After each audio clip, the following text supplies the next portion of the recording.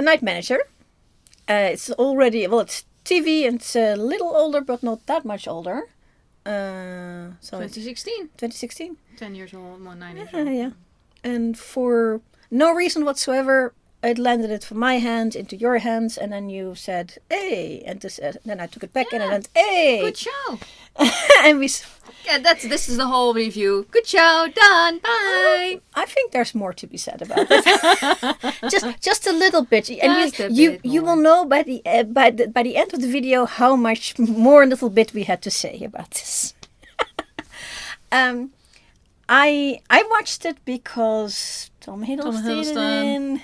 Yeah. And the other draw for it is that it's from a novel by John le Carré, who is a real spy man. He's a real spy. He was active as a spy in the 50s and 60s and then started writing these absolutely phenomenally good novels, which were made into television shows many, many times, like Smiley's People and Tinker Tailor Soldier Spy. It's the same, about the same character. Well, I think the miniseries is a good vehicle for a thriller and a spy novel, because you need to get really into it. You need to get all the details in. You can't do that in an hour and a half or 2 hours. You can, but you have to pick your battles. And with John le Carré is always the build-up is so precise. And you need people who are willing to do this in the precise method, which I think this is BBC. BBC, who did the other ones as well from 70s and 80s, the Smiley's People. And they, if you do it like it's literature, like do it exactly as written, with the proviso that I think this book is from the 1990s sometime, and it is set in 2011.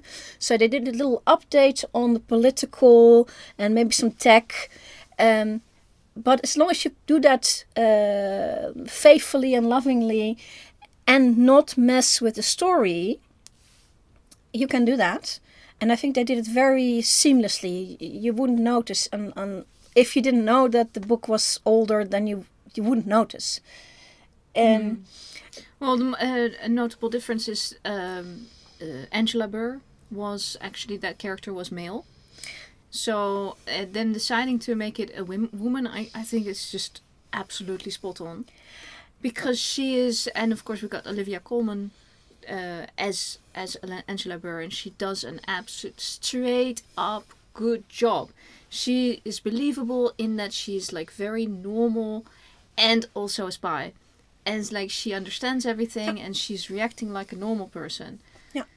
And it really works. I think because the director is also a woman, I think that helped, because the spy genre is all about guys. And literally there we have like two and a half other women in this thing all together. Yeah. All the rest are men. Yeah. And women do not fare very well in this thing. Yeah. And so this is a male genre. And having a female director, which for BBC has had a very strong history of putting female directors in unusual places, and putting her here to do this and make some interesting choices, like changing this one pivotal character who is basically, she sits in an office most of the time. Just like her partner. Yes. Both of them are really ordinary styled people. Yeah. But they are extraordinary because they're doing this and their home front doesn't even know that they are working in this business. Her husband thinks that she is a school teacher. Yeah. So... And there's absolutely no reason why she couldn't be a woman, and there's absolutely no reason why she couldn't be just plain pregnant at the time. Yeah. Because I love that when they went with the whole pregnancy storyline. I was like, this is so cool. Yep, it is absolutely. Yep, and I do think because she does come into action quite late in the game when. Other things fall away. She does come into action, but she makes sure she does one thing that's really dangerous, but then the second thing she's jumped by somebody, or she was warned, and she does the appropriate action, and then she gets out. And I think the spy, the way that John le Carré always did the spying, the spies and how it worked, is to make it workable, make it actual. And so this entire story with the dashing young male lead. Very dashing. Very dashing. My shorthand description when anybody asks for is always, it's James Bond but realistic. He is James Bond but realistic. He rolls into the thing by accident, but he steps up to the plate where needed. He is very capable because he is a night manager of a hotel. You have to be capable. No, he's capable. He's realistic capable. He's capable because he has had 2 years in combat in the Middle East somewhere. He was in the army. No, that's why he's so capable. No, otherwise he wouldn't have been capable of doing any of this. No, yeah, that's what part of it. He needs both, because people in army are taught to follow orders and sometimes almost blindly, whereas a night manager in a hotel has to think on his feet at all times. Yeah. And that's exactly what a spy also needs to do. He always has to deal with the immediate issue and solve it completely by himself, because nobody else is there. Because that's why he's not a day manager but the night manager. Yeah. And as the night manager, and with the actual army training, which is also very useful, makes him so capable. And he's capable of independent thinking. He's capable of taking action. He's capable of taking a stance.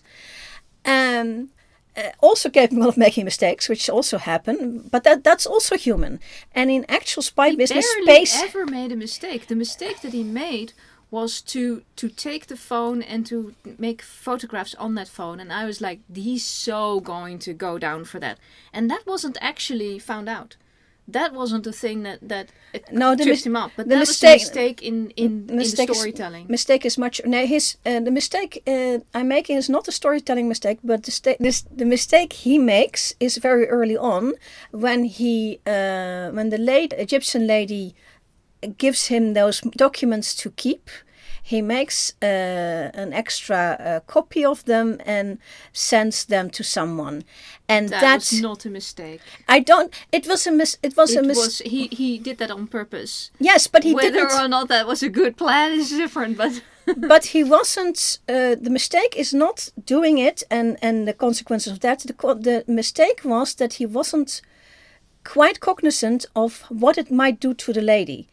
And that's what he feels upset about. He underestimated the danger that she was in, but that he did it and that he would do it again is he would just make sure that she was safe, or he thought that he had got her safe because she was now in the hotel. The mistake was the underestimation. This guy had access to the hotel, free access, so that was never going to be safe enough. And now he learned the lesson, so he needs this drama. For the beginning, he needs it because he's also going to have to save the new lady that he wasn't there. He was going to avenge the first lady, but now, of course, he meets this new one.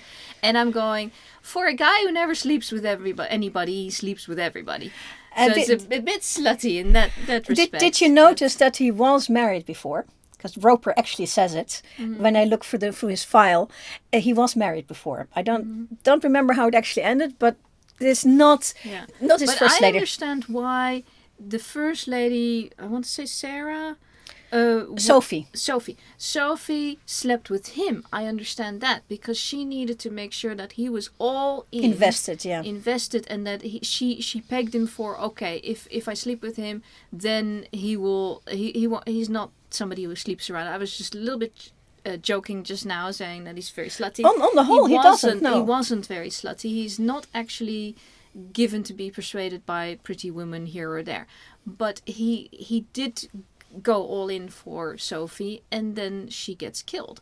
This is his motivation to do what he does for the entire thing following. Oh. But then he also falls in love with Jed. With Jed, and the problem with there is that they both know that this is a very, very bad plan. And there were a couple of moments where I thought this is going to go wrong, because they were standing at the bar and Roper was right across, like maybe 5 meters away from them, and was like, "Don't do that, break it up, don't, And they were trying. I mean, they were coaching each other as like, okay, you have to smile like I said something funny, and now you have to. And it's like it was very dangerous, and mostly for her. I mean, yes, Roper could have killed him at any moment, but that was true from the moment he got there. But he signed up for that. He signed up for that, and she was mostly for the entire thing was a victim from beginning to end. Yeah, but all the women except for Angela, the spy controller. All the women are victims in this thing. Also, the couple that comes to visit the Ropers, the wife of that is also a victim. Every woman is a victim. Is that he wants us here, he wants us there, so we're here, so we're there. So they have no choice. Roper is an oligarch. He is more. He has more power than the government. He has more. He had fingers in the government. Yeah, and that I think that the whole thing, that what they're not saying is that he is effectively the head of a mafia. He is his own mafia head, but those words are not used in this thing because it's international. Maybe then there's different terminology, but they didn't use any sort of terminology. And mafia is more of a terminology that an American movie would use. This is an English thing, and they would use other terms. They did use king. They used king. Exactly. He's king of his own domain, and it was international. And that's one of the nice things about this show is you get to go international. Whether they filmed it in all those places, Morocco. Probably not. Anywhere where it looks like sunny and dry, it's Morocco, and the rest is Pinewood Studios. Yeah, for like 2 brief moments, they're up on a mountain with lots of snow, which is also very cool. And the moment when he's up on the mountain, he's the night manager again, and he has 5 years, 3 years, 5 years. After the death of the girl. And then Roper walks in. And that moment is where everything happens for our main guy, for Pine. Is he has to make this decision. Yeah. Has he been because he has this army training, which is really heavy army training that he had. He was 1 or 2 tours in Iraq. He was on active duty in a war zone. Yeah. And he was extensively trained. That also. Yeah, he was highly trained, but also active, and I think that's the reason why he became something like a night manager, which is a lonely job, especially like the one in the mountain. He wants to get away from it all. Exactly. And then Cairo isn't enough away from it all. He now has to go to be on top of a mountain in Switzerland. And see if that's far enough away from it. And it wasn't. And it's not. No. And then he has to make a decision. I really enjoyed that first meeting with Angela Burr, where she says, you have to go so deep undercover that you're going to scare me. And so I noted that. And then there's this point later in the thing going, yeah, he scared her. In fact, he's going to scare her much more than that. Oh, yes. And that's the writing of John le Carré. So good. Which was translated to this series quite wonderfully, is that he does a repeat. So there is very early on you always have to have the payoff. Yes, indeed. And when that first lady got into trouble, and Pine had a connection to somebody in the spy business, he does actually talk to Angela Burr, but he doesn't know that yet. And she gives him advice. Tell the lady to try and be nice to the man she's with, and make him be convinced. I'm paraphrasing. And he tries to pass that on to the lady. It doesn't work. He reuses that information later for the other lady, and it does work. And then there's so that's a repeat. And then when Roper and Pine are talking to each other, Roper actually tells him a bunch of life advice. One of them is make your choice and stick to that. Paraphrased. I was actually quite surprised at how much life advice he was giving Pine. He took a shine to him. So much. I think that's because Roper saw himself in I thought the young. Same thing. Yes. Yeah. And so he gives him this advice, and then later went a little bit over. He wouldn't have done it with Corky because he didn't feel like he resonated with Corky that Corky way. Is more his own age. Yeah. And I think that's more buddy than a protege. I think he's looking for protege, bromance-y stuff was going on here. But when we get to the end, and Pine is talking to the bad guy, I'm not going to tell you how it ends because no.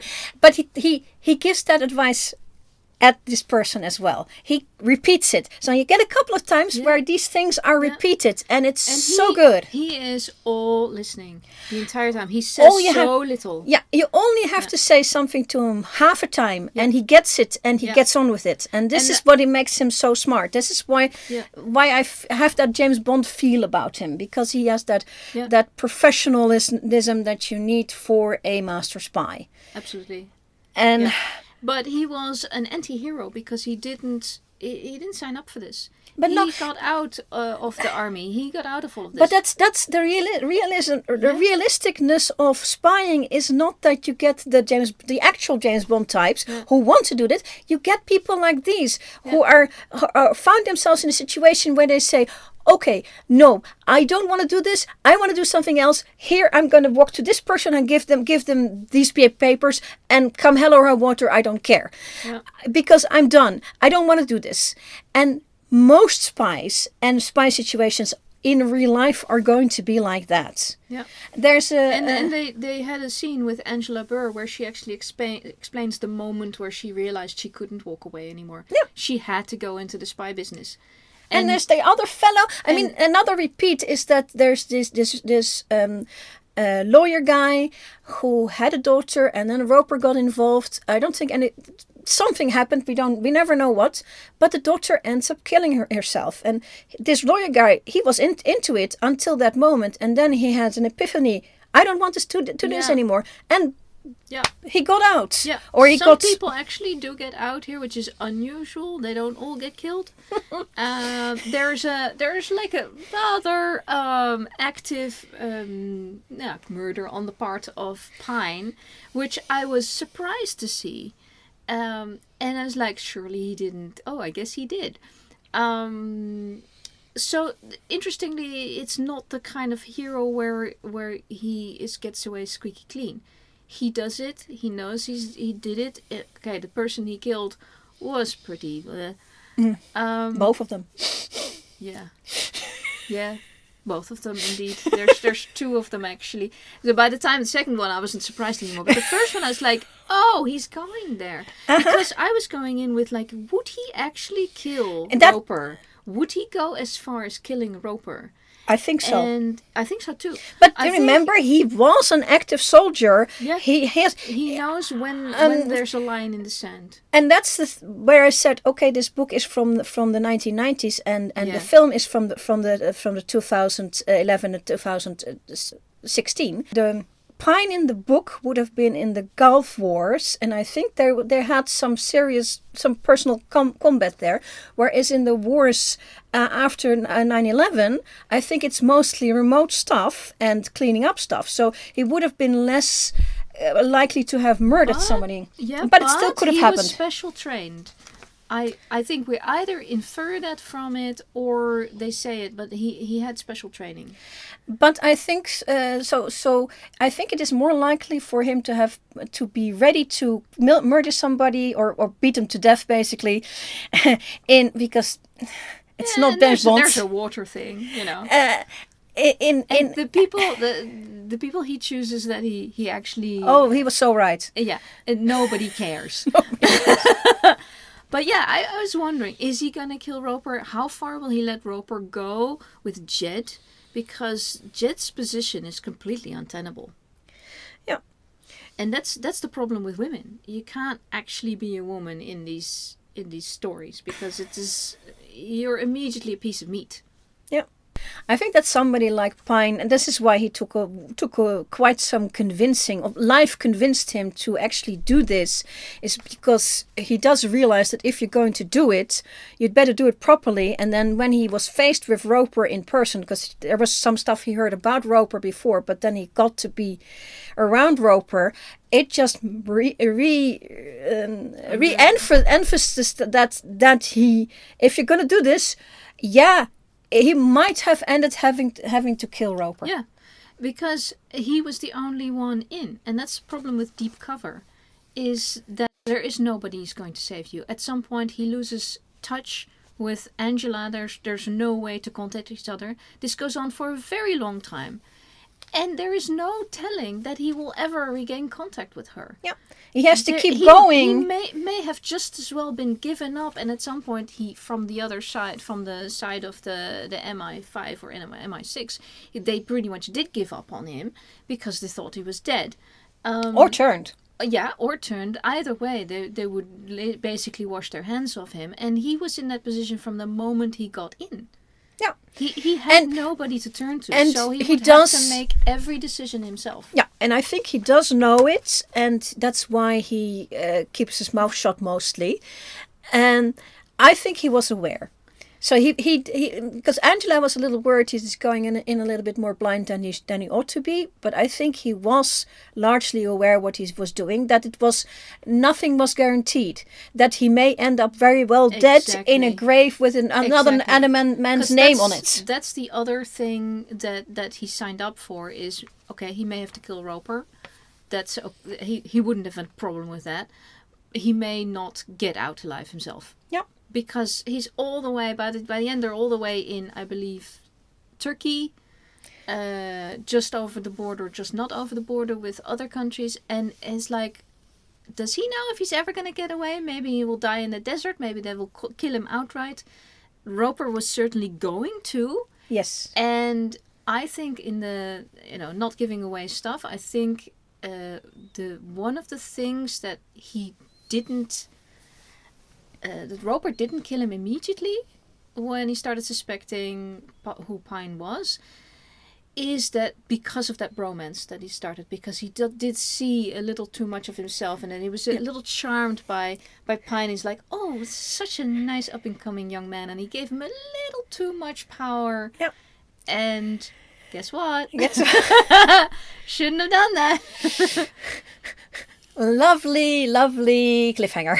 Oh, by the way, what I really liked about the show, because it's a show in 6 episodes, is the way they build Long up episodes, half an hour, a full hour, because BBC no commercials, so pretty much a full hour is the cliffhanger at the end. The way they ended every episode with oh my god. Yes, love that. Love it. And it's total binge watching. And it's also reminiscent of these older Smiley's people, the older versions of what they used to do. Yeah. And I think, oh my god, yes. Well, Tom Hiddleston and Hugh Laurie were both executive producers on this. This must have been a passion project. I can also imagine that for Tom Hiddleston especially, it would have been something saying, here, you've seen me as Loki, I can also do this. Because he was not getting vehicles before the Loki series. He wasn't getting TV vehicles or anything like that. It's just with BBC. He got some stuff with BBC, but not enough. But before Loki. But while he was like, okay, the world is seeing him as Loki for 15 years now. It would be good for him if he shows himself in another way. And I think this was a perfectly good role to do it with. It wasn't over the top, totally different. Yes, it was different because Loki acts out so much. This guy was very steady and calm. Yeah, and Loki is very rough and gruff, whereas as Pine is very British polished. Yes. The Britishness that a Loki character does not have, he could portray, but also Roper is also British, so it's British against British on different sides, and then the spy controllers in London who also have many different factions, and also I really liked that Angela has a friend at the CIA, an American friend, and they call him in, and so they do. Yeah. It's kind of a tradition in British spy things. You do a collab with some American agents if you can, and I love that. Yeah. I like that a lot. Yeah, it's very good. Yeah, but it also it accentuates the internationalness of it, because it was about here country, there country, going to and fro. It wasn't like a completely British show. Like oh no. James Bond is also, he's all over the place. He's going to all countries. Yeah, big spy things are not going to happen inside Britain. It's going to be in borderlands, and so you have the Turkey and Egypt and all these places that are borderlands. But it was proper that it was MI5, 6, whatever they were, the river house. MI6. It was important that it was the British spy service to actually deal with this because Roper was a Brit. Yeah, a Brit. And he was creating massive weapon trades and things that were just nasty weapons. Horrible. Oh God, yes. Yes. Yeah. The amounts of money that were going back and forth, like, oh, okay. And there's a point where you're going, surely he didn't. And you're going, yes, oh yeah, he did. He did. And how Pine tricked Roper when Roper was trying to trick the world. I love it. I love it so much. The interesting thing is that Roper himself showed him that trick. Yes. It's a shell game. Yes. And the shell game is that thing with the 3 cups. It's called balletje in Dutch.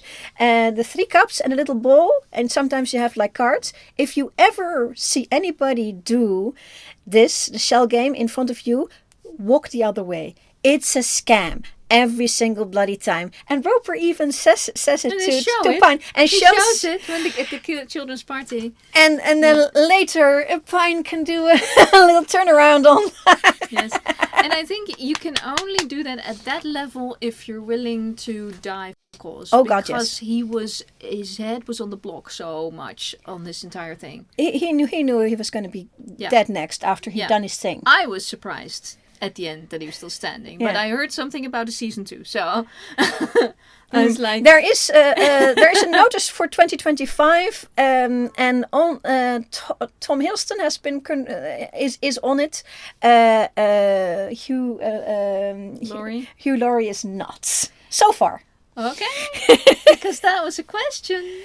I think at the end of that, you will find bits of him in 2025 and in 2026 and 2030 and 2055. Yeah. He's going to be bits and pieces all over the desert. Yes.